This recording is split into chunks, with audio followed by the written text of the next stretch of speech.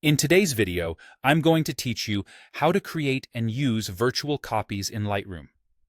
A virtual copy is a lightweight duplicate of your photo inside Lightroom that lets you experiment freely without creating extra files on your hard drive.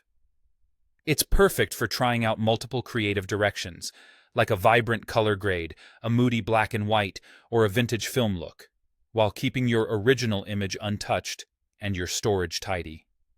To get started, go to the Library module, or simply make sure the photo you want to work with is selected in any module. With the photo selected, right-click if you're on Windows, or Control-click if you're on a Mac. In the menu that appears, choose Create Virtual Copy. Lightroom instantly makes a new version of your photo.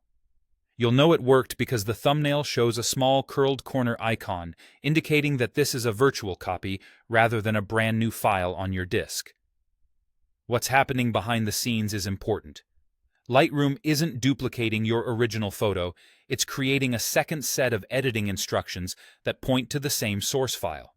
That means you can make bold changes, push contrast, shift color, convert to black and white, or apply a film-style treatment without increasing your storage footprint. Each virtual copy can carry its own look, its own crop, and its own tonal adjustments, all while referencing the same original image. This approach shines when you want to compare different aesthetics. Keep one version in color, craft a black and white version with rich midtones, and explore a film look with softer highlights and subtle grain. Because you're not generating duplicate files, you can try as many variations as you like and evaluate them side by side in your workflow, choosing the one that best tells your story for a particular project or client. You'll also find that virtual copies inherit any edits already applied to the original photo at the moment you create them. That gives you a smart head start. Begin from your base correction and branch out into creative looks from there.